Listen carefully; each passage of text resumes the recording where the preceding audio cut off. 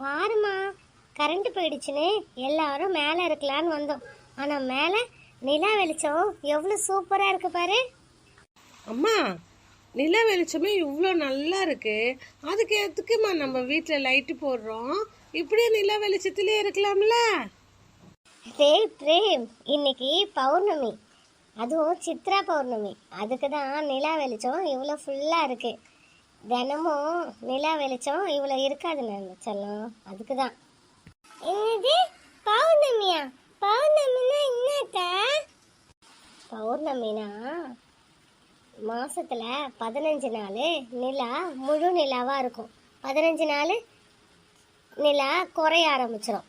குறைஞ்சதுக்கு அப்புறம் அமாவாசை வரும். அதுதான். அம்மா, இப்போ நீங்கள் என்னதாம்மா சொல்ல வரீங்க? அது மாசத்துல 15 நாள் அமாவாசை, மாசத்துல 15 நாள் பௌர்ணமி. பௌர்ணமினா நிலா வளரும். 15 நாளுக்கு நிலா தேயும். தேஞ்சா அமாவாசை, வளர்ந்தா பௌர்ணமி. இதுதான்.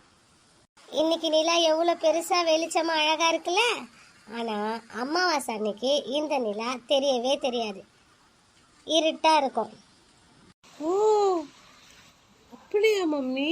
அமாவாசைக்கு நிலா இருக்காது, பௌர்ணமிக்கு நிலா இருக்குமா? கரெக்ட். சரி, இப்போ நமக்கு கரண்ட் இல்லை, அதனால டைம் பாஸ் எதுவுமே இல்லை. நம்ம ஏதாச்சும் கேம் விளையாடலாமா?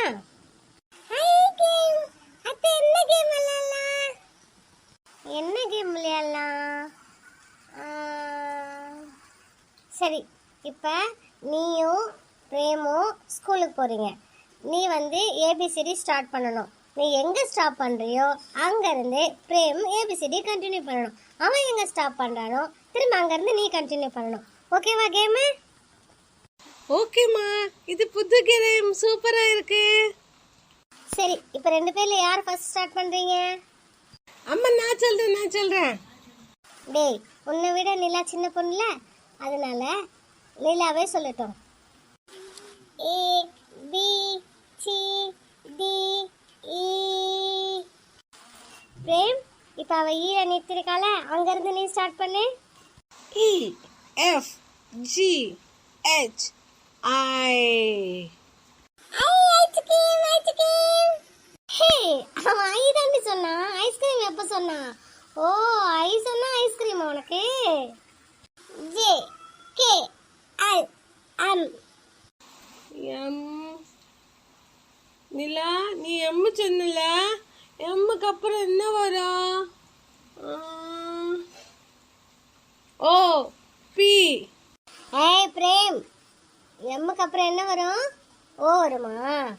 உனக்கு அடிதான் விழ போகுது பாரு. உனக்கு எத்தனை வாட்டி ஏபிசிடி சொல்லி கொடுத்தாலும் மறந்துடுற நீ. சொல்லு, எம்முக்கு அப்புறம் என்ன வரும்? எம்முக்கு அப்புறம் ஓ வருமா? இல்ல, என்ன வரும்? பாருடா பாரு, நிலா உன்னை விட சின்ன பொண்ணு, எவ்வளவு அழகா சொல்றா பாரு என்ன வரும்னு.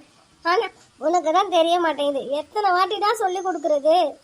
அத்தை, பிரேம திட்டாதீங்க. பிரேமுக்கு நான் சொல்லி தரேன். பாருடா பாரு, உனக்கு பின்னாடி ஸ்கூலுக்கு போனா அவ உனக்கு சொல்லி தராளாம். ஐயோ, என் மானத்தை வாங்குறியாடா இந்த மாதிரி.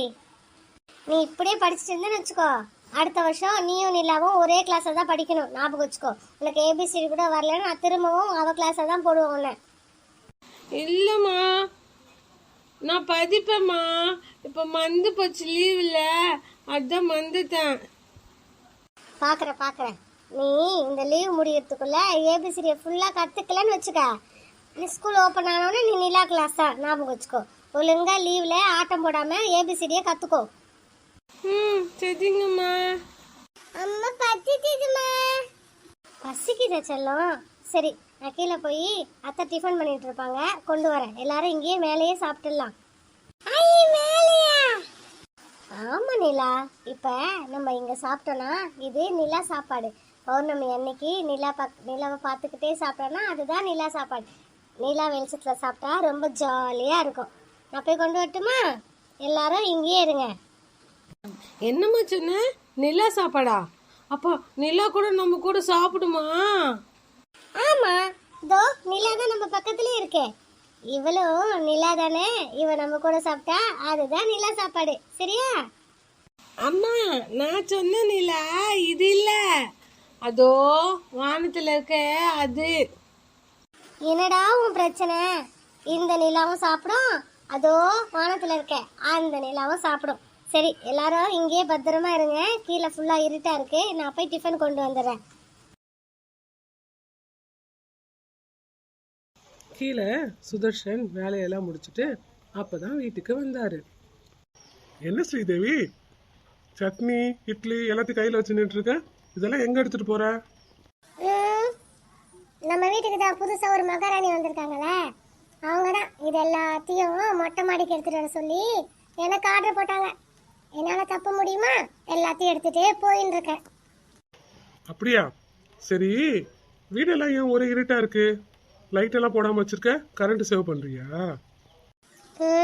கரண்ட் சேவ் பண்ணி பக்கத்துல ஒரு பில்டிங்கை வாங்கலான்னு முடிவு எடுத்திருக்கேன். அதுக்கு தான் லைட் எல்லாம் ஆஃப் பண்ணிட்டு உங்க பிள்ளைங்களையும் உங்க வீட்டு மகாராணி எல்லாரையும் மொட்டை மாடியில இருக்க சொல்லியிருக்கேன். இது கூட தான் புரியல, கரண்ட் இல்ல வீட்டுல. ஓ, அதான விஷயம். அப்பனா என் தங்கச்சி கரெக்டாக தான் சொல்லியிருக்கா. கரண்ட் இல்லைன்னா வீடு ஃபுல்லாக இருட்டாக இருக்கும். இருட்டான வீட்டில் குழந்தைங்களாம் எப்படி சாப்பிடும்? இன்னைக்கு வேற பௌர்ணமி. அதுக்கு தான் என் தங்கச்சி எல்லாத்தையும் மொட்டை மாடி கொண்டு வர சொல்லியிருக்கா. வா வா, எல்லாரும் சேர்ந்தே ஒன்றா போய் சாப்பிடுவோம். இருட்டுல சாப்பிட்டா வாயில தோசை இட்லி இறங்காதா என்ன? என்னதான் ஸ்ரீதேவி உன் பிரச்சனை? எது சொன்னாலும் பிரச்சனை பண்ணிட்டு இருக்க. உங்ககிட்ட என்னதான் பண்றதோ எனக்கு ஒன்றும் புரியல. எல்லாத்தையும் எடுத்துட்டு வானே, உன் தங்கச்சி ஆர்டர் போட்டாலே, ஏன் அவ வந்து ஒரு 2 எடுத்துட்டு போக கூடாதா? அவளும் இறங்கி வந்துட்டானா? குழந்தைங்களாம் இருட்டில் இருப்பாங்கல்ல, அதுக்கு தான் அவள் உன்னை கொண்டு வர சொல்லியிருப்பா. எல்லாத்தையும் எடுத்துட்டு மேலே போ, நான் போய் குளிச்சுட்டு ஃப்ரெஷ் ஆகி மேலே வரேன்.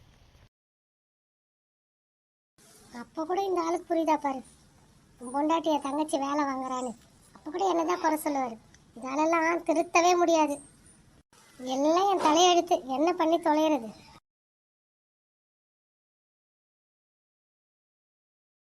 அதுக்கப்புறம் ஸ்ரீதேவி இட்லியும் சட்னியும் கொண்டு வந்து பசங்க எல்லாருக்கும் தட்டில் வச்சு கொடுத்தாங்க.